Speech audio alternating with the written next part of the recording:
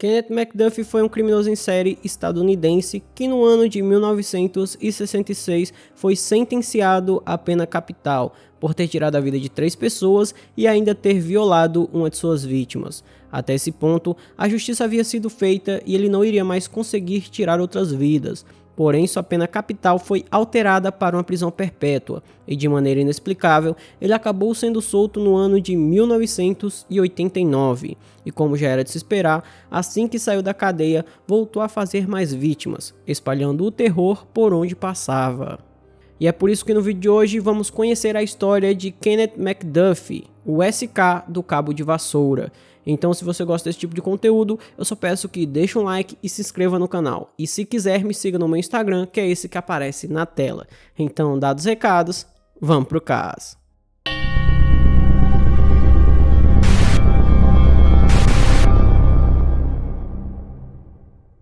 Kenneth Allen McDuffie nasceu no dia 21 de março de 1946 em Rosebud, uma cidade que fica no condado de Falls, no estado do Texas, nos Estados Unidos. Ele era filho de John Allen e Ed McDuffie, e além disso tinha outros 6 irmãos, sendo ele o mais velho. Durante os primeiros anos, o casal John e Ed dedicou praticamente todo o seu tempo ao negócio da família, no ramo do concreto, e essa atividade lhes proporcionava uma condição de vida razoavelmente estável. Porém, o sucesso do casal não condizia com sua fama na vizinhança. A natureza temperamental de Ed fez com que ela agredisse um motorista de ônibus, que arrancou tão rápido que seu filho caiu na rua. Após estarem em uma acalorada discussão, Ed puxou uma pistola que guardava na bolsa e atirou para cima. A partir dali, todas as pessoas do bairro começaram a temê-la. Esse comportamento, apesar de ser justificável até certo ponto, não passou despercebido pelo pequeno Kenneth, que naquela época viu que uma pessoa com uma arma seria capaz de fazer qualquer coisa, já que àquela altura ele sabia que todas as pessoas tinham medo de enfrentar sua mãe. Desde muito cedo já começou a causar problemas. Isso levou a ganhar uma reputação de valentão, especialmente na escola onde passou seus primeiros anos estudando, a Rosebud High School. Entretanto, depois de uma briga com um de seus colegas, ele resolveu abandonar os estudos para se dedicar ao negócio da família. No entanto, ele continuou com seu comportamento horrível e se meteu em confusão várias vezes. As pequenas confusões que ele arrumava no bairro o levariam a se meter em coisa muito mais séria. Tanto que no ano de 1964, quando ele tinha apenas 18 anos de idade, Kenneth foi preso sob 12 acusações de roubo. Sua carreira criminosa, no entanto, estava apenas começando, e um dos eventos que aconteceria 2 anos depois faria Kenneth se tornar o primeiro criminoso em série do Texas que foi condenado à pena capital e conseguiu escapar da sentença, uma vez que essa condenação foi abolida em 1972. Durante seu tempo na prisão, cumprindo sua pena por roubo, Kenneth permanecia com seu comportamento agressivo e arrogante. Embora ele tenha sido preso por roubo, como eu disse anteriormente, ele dizia que já tinha violado várias mulheres e também já tinha tirado a vida de pelo menos 2 pessoas. Foi por causa dessas atitudes que ele conheceu Roy Daly Green, outro detento que se tornaria não só seu melhor amigo, mas também um cúmplice.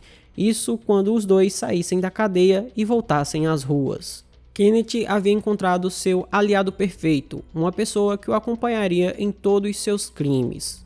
Não é à toa que quando foram soltos, já no dia 6 de agosto de 1966, Kenneth McDuffie pegou seu carro e saiu pelas ruas procurando qualquer garota para atacá-la. Atrás dele vinha Roy em outro veículo, pronto para ajudá-lo no que fosse preciso.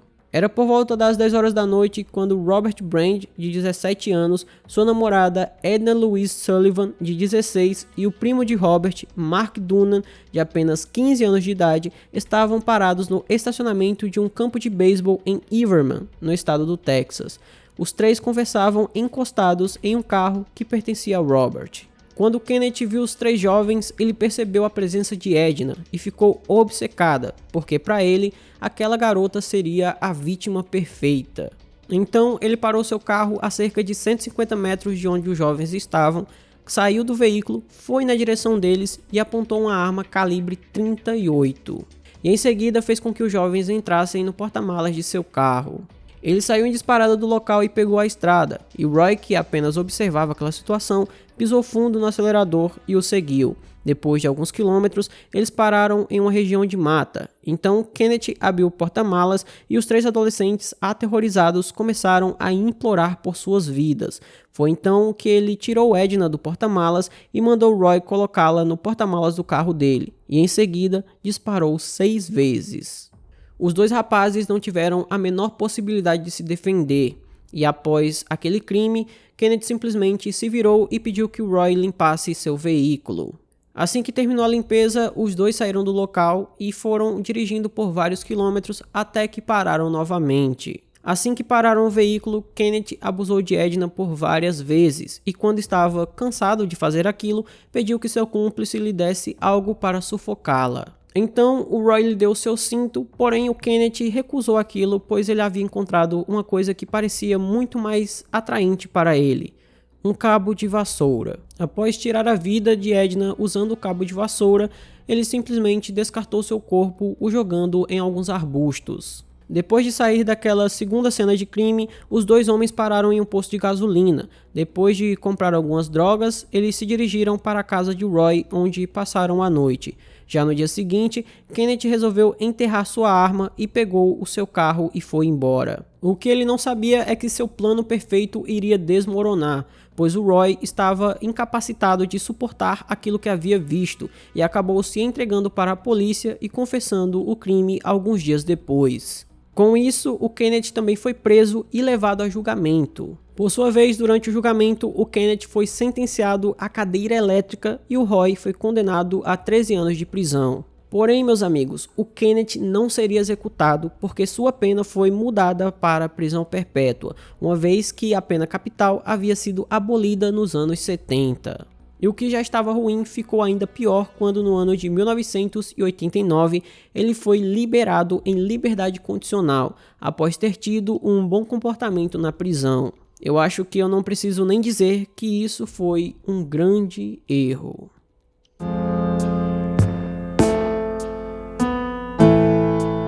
No dia 14 de outubro de 1989, o corpo sem vida de Saraphia Parker, de 31 anos, foi encontrado abandonado nas margens da rodovia interestadual I-35, a cerca de 80 km do posto de gasolina onde Kenneth estava trabalhando.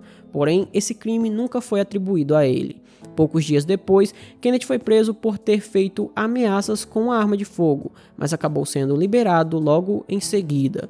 Já em 10 de outubro de 1991, ele tirou a vida de uma prostituta chamada Brenda Thompson. Ele convidou a mulher para entrar em seu carro e assim que ela entrou, ela foi amarrada. E quando se preparava para atacá-la, ele percebeu que havia estacionado o carro a cerca de 20 metros de um posto policial. Brenda começou a bater no vidro com os pés e isso chamou a atenção dos policiais. As batidas contra a janela foram tão violentas que ela conseguiu quebrar o vidro. Kenneth percebeu aquela situação e resolveu acelerar o máximo que podia contra os policiais. Eram 3 policiais que estavam na frente do veículo e tiveram que pular para não serem atropelados. Após isso, Kenneth apagou todas as luzes de seu carro e dirigiu na direção oposta. E seguiu assim por um bom tempo até chegar na Rota 84. Após estar ali, como já tinha certeza que havia despistado os policiais, ele tirou a vida de Brenda. E o corpo dela só foi encontrado 7 anos depois, em 1998. Já no dia 14 de outubro de 1991, poucos dias após o crime contra Brenda, Kenneth foi a um motel com Regina Diane Moore, uma prostituta de 17 anos. Lá eles acabaram tendo a discussão e após a briga entre os dois, Kenneth colocou Regina em seu carro e a levou até uma área remota, próxima à rodovia estadual 6, no estado do Texas. Lá, ele a amarrou e tirou sua vida, e seu corpo só foi encontrado em 29 de setembro de 1998. Os crimes continuavam acontecendo um após o outro, e a sua próxima vítima iria enfrentar não apenas Kenneth, mas também o seu cúmplice. Como estava cansado de cometer os crimes sozinho, Kenneth arrumou um cúmplice chamado Alva Hank Worley. Juntos, os dois tiraram a vida de Colin Reed em 29 de dezembro de 1991. Mais tarde, Alva diria no tribunal que não teve nenhum envolvimento com esse crime. As vítimas continuaram se acumulando na carreira criminosa de Kenneth, e no dia 24 de fevereiro de 1992 foi a vez de Valencia Joshua, e em seguida Melissa Northup em 1º de março de 1992.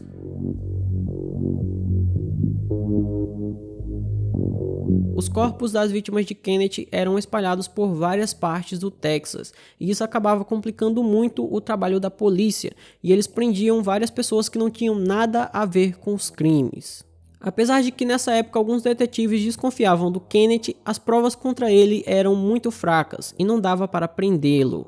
Porém, depois de muita investigação, a polícia descobriu que ele tinha uma arma ilegal e vendia drogas. Esses crimes eram o suficiente para prendê-lo e levá-lo ao interrogatório, onde possivelmente conseguiriam extrair mais coisas. Enquanto não conseguiam pegar Kenneth, os policiais prenderam o Alva Hank. O homem negou que tivesse cometido qualquer crime com Kenneth, porém, só dele ter falado isso já levantou muito mais suspeita da polícia, que foram atrás do Kenneth, mas não conseguiram encontrá-lo em local nenhum. Foi assim que no dia 1º de maio de 1992, o programa de TV Os Mais Procurados da América exibiu uma foto de Kenneth McDuffie. Nessa hora, um homem chamado Gary estava em casa assistindo ao programa quando reconheceu imediatamente aquele homem. Aquele era seu colega de trabalho, Richard Fowler, com quem trabalhou na cidade de Kansas City, no Missouri. No entanto, o programa de TV dizia que aquele homem era Kenneth Allen McDuffie. Mesmo assim, Gary resolveu ligar para a polícia imediatamente. Com isso, o Richard Fowler foi preso e levado até a delegacia. Já na delegacia, o Richard disse que era tudo um mal-entendido, pois ele era um homem temente a Deus e não faria mal nem a uma mosca. Porém, depois de verificarem suas impressões digitais, foi confirmado que aquele era o Kenneth McDuffie. Então, ele foi preso no dia 4 de maio de 1992. Ele foi levado a julgamento e no dia 18 de fevereiro de 1993, sua sentença foi proferida. Novamente, ele foi condenado à pena capital, porém dessa vez não conseguiria escapar, principalmente porque a legislação havia sido alterada novamente e a pena capital havia sido restituída no estado. A execução de Kenneth Allen McDuffie ocorreu no dia 17 de novembro de 1998. Ele se sentou na cadeira elétrica aos 52 anos de idade. E sua última refeição foi um hambúrguer e um refrigerante. Kenneth está enterrado no cemitério Capitão Joy Bird. Os prisioneiros enterrados ali são aqueles cujas famílias optaram por não reclamar seus corpos. Sua lápide contém apenas a data de execução e um X, significando que ele foi executado pelo estado do Texas, além de seu número no corredor da morte, 999.055.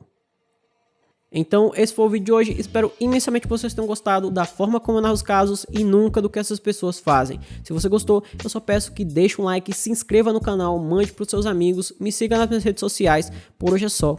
Até a próxima e tchau!